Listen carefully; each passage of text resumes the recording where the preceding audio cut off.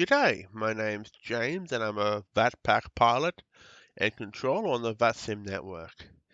Since I've started controlling, I have noticed that some of the pilots I've been talking to just aren't aware of certain procedures or of resources that are available to them. That's why I'm making this series of videos.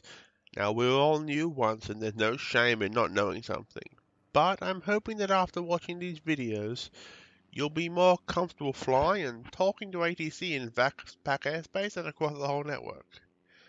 We're actually not going to get to the actual flying for a bit. Instead, these first few videos are going to be about the potentially most important part of any flight, the pre-flight phase. In this video, I'm going to be explaining some resources that are available for pilots that people may not be aware of. I'll go into their specific uses in the next videos as they come up, but for now I want to make you folks aware of these things. First, we're going to start with the websites. Now, this may be the simplest, the VATSIM Map.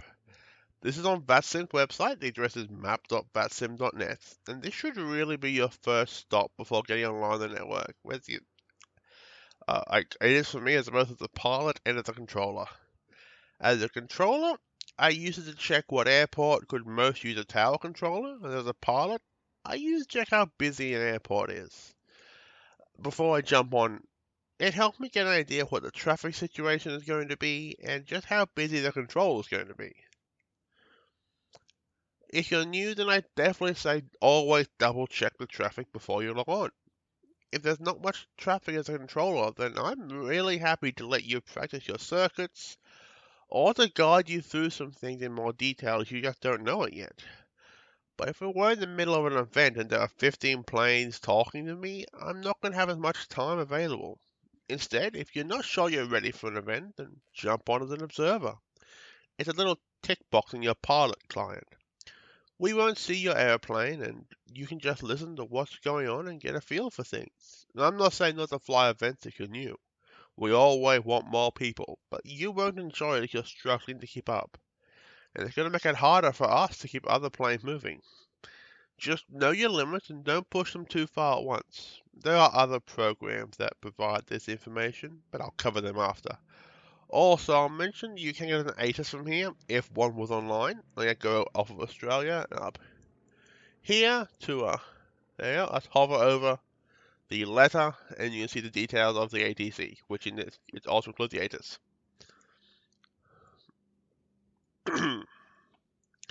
The next website is VATPAC's homepage. This has a whole bunch of useful stuff on it, from our forums and our community posts. Come join the Discord, ask questions, to our tutorials. Now, a lot of these tutorials are going to be stuff I'm going to cover later on in my videos. So, if you want to get ahead, or I mean, just use them instead of me, but I'd like to think the personal touch is useful.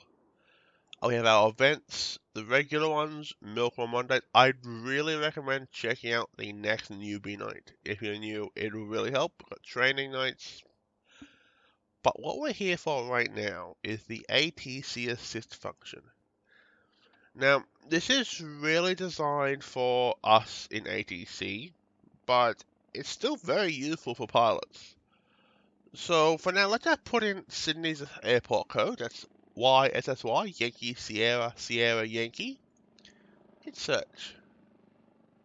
So as you can see here, we've got the whole SID star set up over here. Now how this is usually used is if I'm assigning a SID to a pilot, I will say, oh, well, he's going from Wollongong from Sydney. And these are the SIDs that are applicable, whether they're jet or both, radar or not, and the runways. Over here we have a route finder, which I suppose is fairly obvious, but we're going to cover this in more detail afterwards. But just for now, let's get a Sydney to Melbourne route so you can see it working. And these are the different routes you can fly. I think this one was the one I flew during the last Real Ops event. And here you have Sydney's META, or the weather. Now, there's a lot of stuff going on, but it's just the airport, when it was, the time and day it was released, the wind, so 350 degrees at 11 knots, Cav OK, so there's no clouds. Visibility is fine. 11 degrees temperature. And the QNH of the air pressure is 1012. And then we have the charts here. Now, I'm going to cover this in a few seconds, but these are really very useful, but there are better ways for a pilot to get them. But this is a nice centralized place.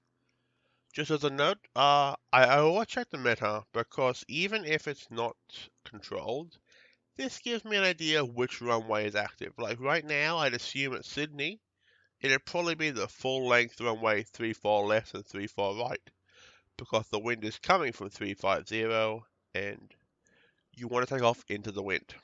Now, the next website we're going to look at is Chartfox. And this is why I didn't go into the chart on the last page. Here we have the same chart that we did on the ATC Assist website, but in a more pilot-friendly setup. So you have your general charts, taxi charts with aerodrome chart. Now, and you can pin these, and this is very useful and probably the best free source. So you may decide you want to pin the parking bays. Maybe you're taking the Dina 7 departure. And you got all this here. And you might, this way you can just look over to a single web page and go, aha, there's my chart, there's my taxi route. Now, they're all about what type of chart. So you have general, taxi, SIDS or standard instrument departures, stars, standard terminal arrivals, and your approach charts, which look like this. There's also the Air Services Australia webpage with their aeronautical information package. Now, you have to say, yes, I'm not using it for commercial purposes, but this is there's all the charts from Chartfox and from VATPAC all come from this same place, the Air Services Australia. So they're all here, but it's a bit dense. There's a lot going on, and a lot of the stuff isn't really what you personally are looking for right now as a new pilot. We're going to go through some of these a bit later on in these videos. We're going to talk about like VFR and different charts you may need. But for now, we'll leave it at that for this page. This is also from there. It's a list of different VFR waypoints. That's GPS waypoints which have a place attached to them, like the Adelaide River Bridge, ADB. Now then, Simbrief is the next virtually essential webpage. So it's meant more for IFR flying with jetliners, but it's useful even for VFR pilots flying a Cessna 152. The sole purpose of this site is to generate a flight plan.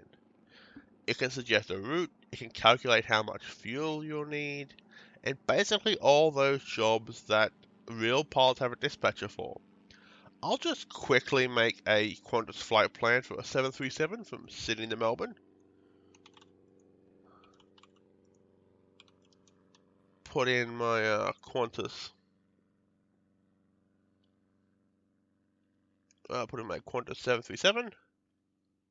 And there we go, it has a route and everything. So if now I hit generate, it's going to just show, going to run all that, building the maps.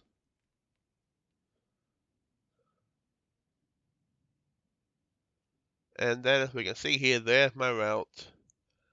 I need 6.3 tons of fuel and all this information, which is really useful, especially when you're flying a plane with an FMC and you need these sort of figures to put into it. Now, I won't go over this too much. We'll be handling IFR flight plans later. But what I do want to show you folks is this prefile option. Hit prefile and go to the VATSIM option. All this information here is prefiled. Simbrief knows where it goes. It knows what the equipment code is, the transponder codes, and what this means is that when you hit down here, File Flight Plan, as a controller, I get a little strip on my display, and it's showing me where you're going, what your call sign is, and it means by pre-filing it before you get on, it means I can give you your clearance faster. And it means that if it isn't busy, when you call me for clearance, I'm going to be able to say, Qantas 123, you are cleared to Melbourne via Wollongong, etc., etc. As opposed to having to tell you to stand by while I actually check your flight plan, and it's just simpler for you. Now, quickly, we will, to be clear, you can do this all yourself. If you're comfortable with that, that's perfectly fine. And the pilot client will have links to this page as well, but all the links will be in the description. Now, we're going to go over some of the apps I'd recommend. I'm not going to cover some of the more serious sim stuff at this point. They're a bit outside the scope of this series. I'm trying to get you into a comfortable spot. So we're going to start with Volanta. Now, yeah, now there are numerous functions of Volanta. It will show if ATC is online. There's none in Australia right now. We go over here. You can see all same as Vatspy as Simaware Map. It shows all these. Who's online? It shows the traffic. It keeps track of what flights you've done. You see, I've been a few different places, and it keeps track of which aircraft you flew them in. These are all the planes I've flown on with Volanta. Some of them with quite a few flights, like I should have there we are, my Qantas stuff down here. 16 flights in that plane. Now, I have this running every time I fly. It keeps track of things for me. It lets me just get a feel for how things are going. I can see my progress on a map. It's really useful. Now, the next thing I want to talk about is Vatspy. Now, it is not the same level of detail as Volanta in some ways, but what it does a whole lot more of. You can check which controls on the network, check which flights on the network. I can say, for example, tell them I only want to see flights in Australia. Filter it by Australia. Hit go. There we go. These are all the current flights inside Australia. I can filter it by which flights are inside a specific FIR or ATC control zone. Airport flights. All those options are there, and it's a bit higher level in some way for the filters, but it's really useful for getting a bird's eye picture with more detail available than honestly any of the different traffic maps. Now, the next thing I want to talk about is a little Navmap. If it'll come up. There we are. Little Navmap. It's a very useful tool. Especially if you're flying VFR. For VFR, I consider this almost essential for me. Because I get a nice map view of all this. I can see the VFR waypoints. I just say I wanted to go via Shepparton. Just right click, add NDB Shepparton to the flight plan. Now, it's a little flight plan I set up from Albury down to Essendon Airport. That's going along the Hume Freeway. And you can see the elevation here. Like the safe altitude is 2,500.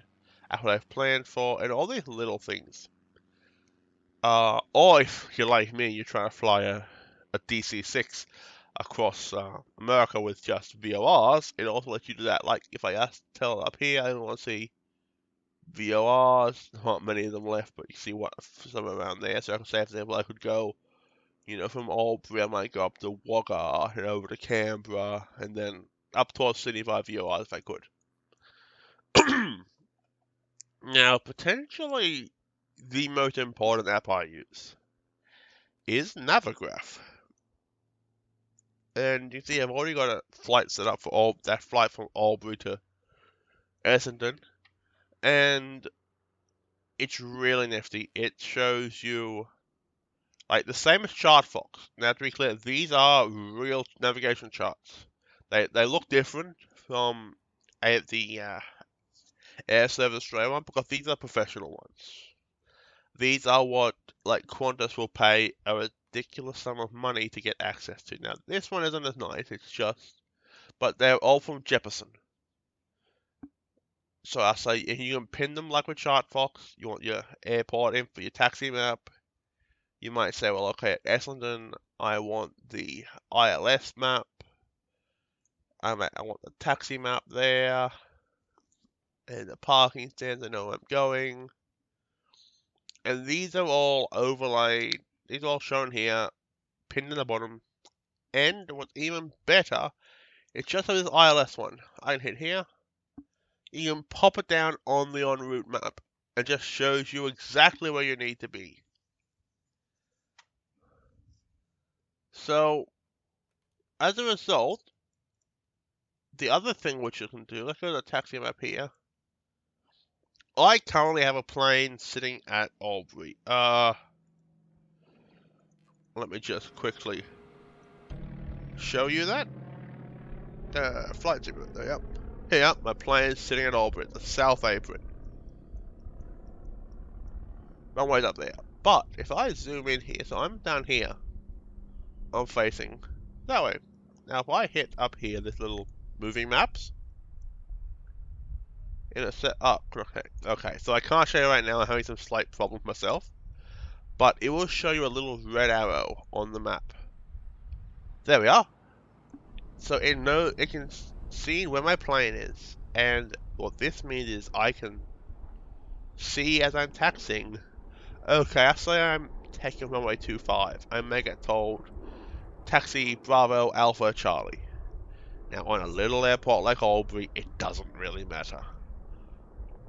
But I'll say at Essendon, when I come into land, also small, but there's more stuff going on here, and it really helps when you're taxiing. You can follow along on a map that shows you where you are. Just makes you that little bit more aware of what's around you, and that really helps. Now, I'm not going to go into actually flying anything today. It's a bit beyond the scope of this video, and it's already getting a bit long. So I'm going to leave this here. However, what we're going to do for next time, if we'll go over flight planning, we'll do a video for IFR flights, a video for VFR flights. So, I guess for now, I'll just do the standard YouTuber thing, I guess. Like, comment, and subscribe. Oh, and that bell thing, I hear it's important. More seriously, though, if you have any questions or comments, just put them down below. The links to everything I've mentioned will be in the description below. Oh, I should also mention, Navigraph is not free. It's a paid service.